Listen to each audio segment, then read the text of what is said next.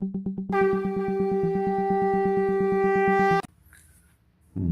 पुरुषोत्तम। आलोचना प्रसंग भाग 3 से 17 जनवरी सन 1942 की श्री श्री ठाकुर जी से वार्तालाप। घूमते हुए श्री श्री ठाकुर काशीपुर के रास्ते पर कुछ दूर आगे बढ़ाए हैं। सूर्य अस्ताचल पर है। ग्राम में शांति छाई हुई है, निथर भाव है। काशीपुर के मैदान के विराट वट वृक्ष के अंधियाले प्रांगण में मानो एक गंभीर गोपनीय रहस्य घनीभूत है। मन में आपसे आप चिंता तथा उदासी छा रही है। इसके अतिरिक्त श्री श्री ठाकुर की बातों में एक अंतर्गूढ़ आर्ति और आत्मनिवेदन का आकुल इंगित है। सभी स्तब्ध हैं, किसी के मुंह से चूं शब्द नहीं निकल रहा है। श्री श्री ठाकुर के पद चिन्हों का अनुसरण करते हुए सभी पैदल चल रहे हैं। क्या रे गंध, कहाँ जा रहे हो? प्राण भरे मधुर स्वर में श्री श्री ठाकुर ने पूछा। गंध सरकार भी आनंद से उच्छल हो बोला, और कहाँ जाऊंगा, आपको देखकर ही बाहर आया हूं। श्री श्री ठाकुर जी बोले, बहुत अच्छा। बाल बच्चे अच्छे हैं ना? धान उड़द की फसल कैसी हुई है? गंध बोले, अल्लाह ने बाल बच्चों को सकुशल ही रखा है। मेरे छोटे बच्चे को बीच में बड़ी सर्दी हो गई थी, आश्रम से दवा लाकर दिया है, अब कम है। इस साल धान उड़द की फसल अच्छी नहीं हुई है। श्री श्री ठाकुर जी बोले, भदई धान के लिए चेष्टा करो। जो परिश्रम करता है उसे क्या अभाव रहेगा? तुम्हारा तो छोटा परिवार है, थोड़ी बुद्धि लगाकर परिश्रम करो तो प्रचुर होगा और भी 5 लोगों को खिला सकोगे। जहां तक मुझे पता है कि एक एक व्यक्ति बैलगाड़ी या टमटम चलाकर या छोटे छोटे गंजी का व्यवसाय कर कितने पैसे कमा लेते हैं। तुम्हारी बुद्धि के सामने वे नहीं ठहर सकते। तुम भी किसी काम में लग जाओ। गंध बोले, कुछ भी करने के लिए तो रुपए की जरूरत होगी। श्री श्री ठाकुर जी बोले, क्या मनुष्य को रुपए का भी अभाव हो सकता है? तत्पश्चात गंध चला गया। श्री श्री ठाकुर भी आश्रम की ओर लौट पड़े। रास्ते में चलते चलते केष्टोदा को देखते हुए बोले, सबका वही एक सुर है, कुछ करने के लिए रुपए की जरूरत होती है। सुयोग सुविधा भी होनी चाहिए, वह कहाँ मिलता है?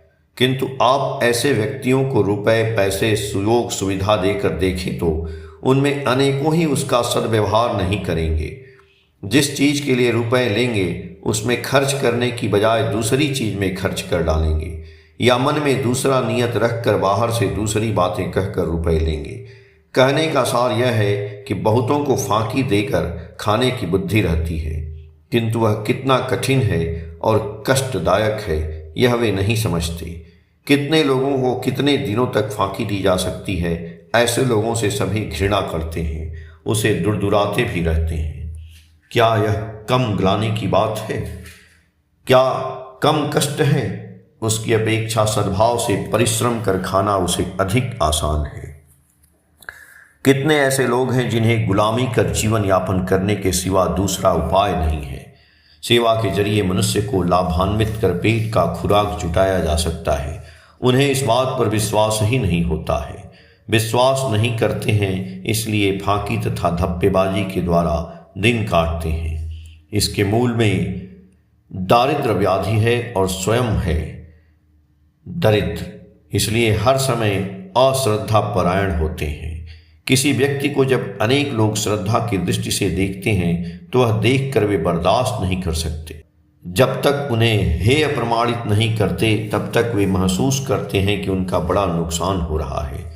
कोई व्यक्ति सत्य और दक्षता के बल पर धनी या दक्ष हुए हैं, यह जब वे सुनते हैं तो वे चट कह बैठेंगे, अजी छोड़िए इन बातों को, उसने दूसरे को कितना ठगा है, कितना शोषण किया है, कितना सर्वनाश किया है, कितना दबाया है, इन बातों को आप जानते ही नहीं हैं। ऐसी सफलता का कोई मूल्य नहीं। वह व्यक्ति बड़ा नीच है, बड़ा खुशामदी है। स्वार्थ सिद्ध हेतु जरूरत पड़ने पर मनुष्य का पांव ही चाट सकता है, किंतु जिसके संबंध में यह मंतव्य कर रहा है वह दरअसल विनीत और श्रद्धावान है। प्रत्येक को यथा योग्य मर्यादा और सम्मान देकर चलता है, तो इससे होता ही क्या है? जिसे मनुष्य बर्दाश्त नहीं करता है उसमें वह केवल बुराई ही देखता है। जहाँ अवज्ञा रहती है वहाँ मनुष्य का गुण भी नजरों में अवगुण ही प्रतीत होने लगेगा। स्वयं अपने कतिपय अवगुणों में आबद्ध आसक्त रहता है, इसलिए उनके समर्थन में गाल बजाकर बड़ी बड़ी नीति की बातें करता है और उसी अनुसार दार्शनिक तत्व की अवतारणा करता है। कम्युनिज्म साम्यवाद क्या है यह मैं नहीं जानता, किंतु कम्युनिस्ट साम्यवादी लोगों की दृष्टिभंगिमा के संबंध में आप लोगों से जो कुछ सुना है उससे मुझे यह प्रतीत होता है कि तथाकथित कम्युनिज्म साम्यवाद के साथ पापुरिज्म दरिद्र व्याधि का योग रहना कोई असंभव बात नहीं है। कहने का सार यह है कि अपनी गरीबी के लिए अपने आप को उत्तरदायी न समझकर जहाँ दूसरे को उत्तरदायी समझने की बुद्धि है वही है पापुरिज्म दरिद्र व्याधि। इसमें दुख कायम ही होता है, दूर नहीं होता है। बातें करते हुए सीसी ठाकुर आश्रम लौटकर तासू में बैठ गए। केष्टोदा और साथ में कतिपय लोग तासू के अंदर बैठ गए। केष्टोदा ने बोला, आपने कहा है परिवेश के लिए तुम उत्तरदायी हो। इस बात को उलट कर परिवेश भी कह सकता है हमारे दुख के लिए अमुक उत्तरदायी है। सीसी ठाकुर ने हंसते हुए कहा, आपने उल्टा समझा है। यदि दूसरे का सचमुच दोष भी रहे तो उसे दोषी ठहराने में कोई लाभ नहीं। मुझे आत्मनियंत्रण करना है एवं आत्मनियंत्रण के साथ ही साथ दूसरे को भी नियंत्रित करना है, उसमें ही मैं लाभवान होऊंगा। मेरे दुख कष्ट के लिए दूसरा उतना उत्तरदायी हो या न हो, मूलतः मैं ही उत्तरदायी हूँ। अपने दायित्व की अवहेलना कर दूसरे को जितना ही उत्तरदायी ठहराऊंगा उतना ही वे क्षुब्ध होंगे।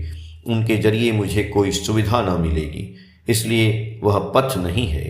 अतएव मैं अपने आप को उत्तरदायी समझता हूँ और प्रत्येक से कहता हूँ अपने आप को उत्तरदायी समझो। ऐसी चिंता नहीं रहे तो न संशोधन ही होगा न समाधान ही। हम आर्यों की ऐसी ही दृष्टिभंगिमा थी। हमारा धर्म एवं कृष्टि ने चिरदिन ऐसी ही बातें कही हैं, पर इसका अर्थ यह नहीं है कि हम अन्याय और असत के साथ मेल जोल रखेंगे। परिवेश के अंदर जो समाज विरोधी हैं, जो सत्ता विरोधी हैं, उनकी गतिविधि को हमें रोकना ही होगा, अन्यथा अधर्म को प्रश्रय देना होगा। उसमें अधर्म की प्रतिष्ठा होगी, धर्म की प्रतिष्ठा नहीं होगी। हम ऐसा नहीं होने देंगे। अधर्म और अन्याय को हम कभी प्रश्रय होने नहीं देंगे, न अपने यहाँ न दूसरे के यहाँ।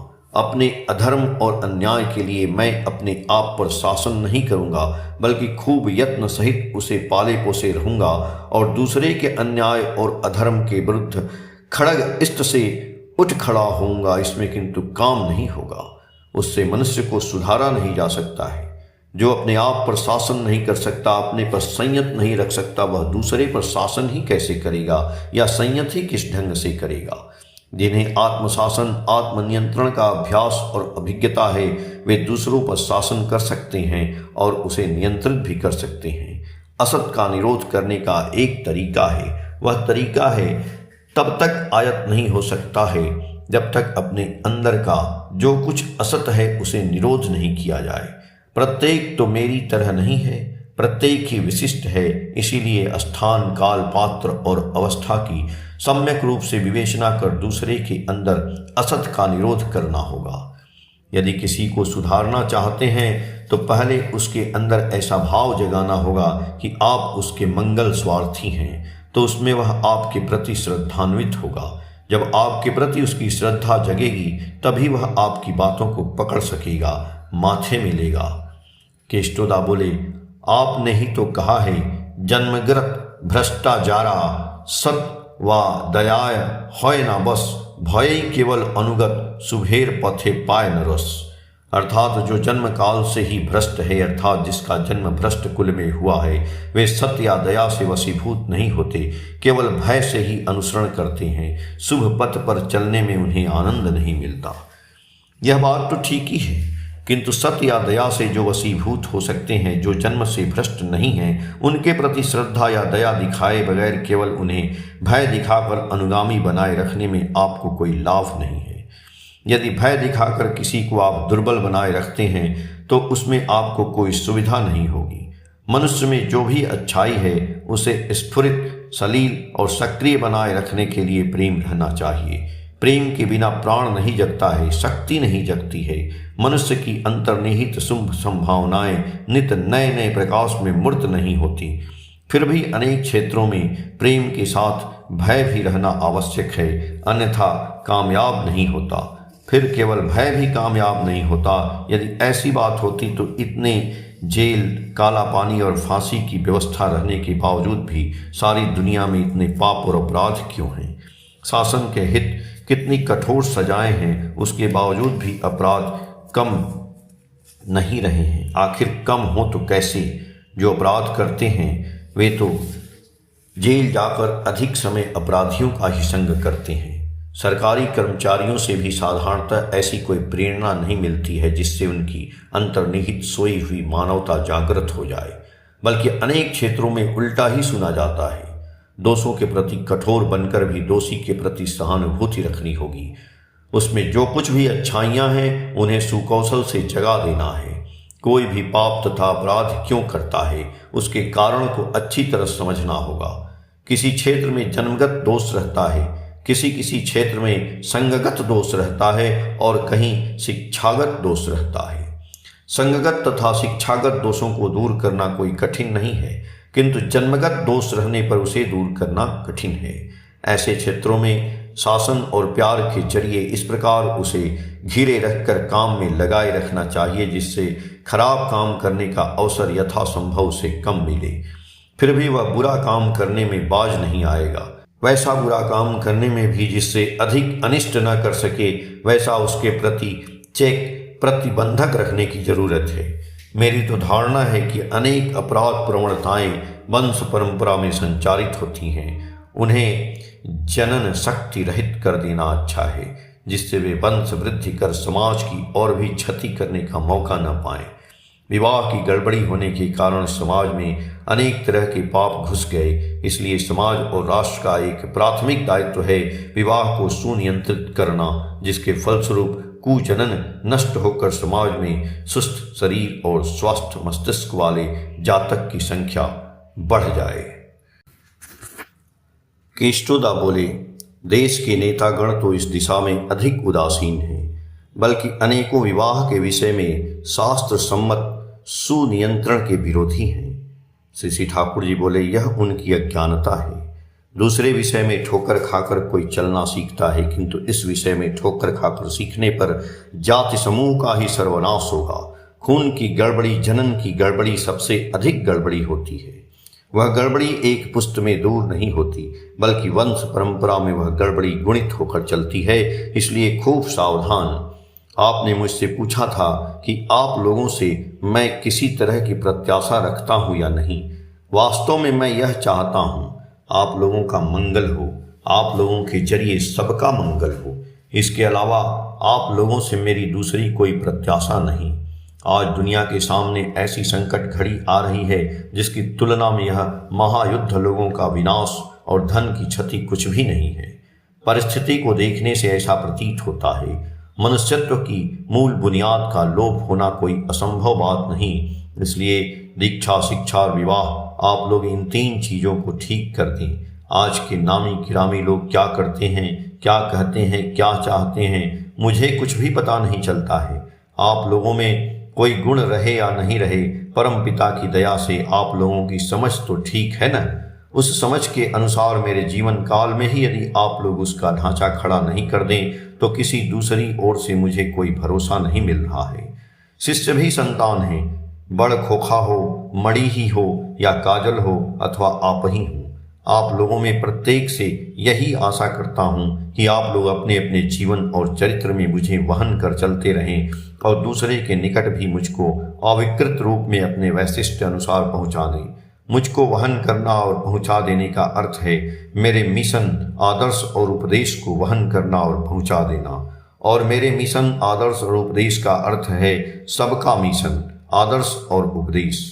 जीवनीय हर चीज ही इष्टानुक सत्ता संवर्धना ही मेरा मिशन, आदर्श और उपदेश है। अंत में शशि ठाकुर के स्वर में एक आर्त वेदना की झंकार झंकृत हो उठी।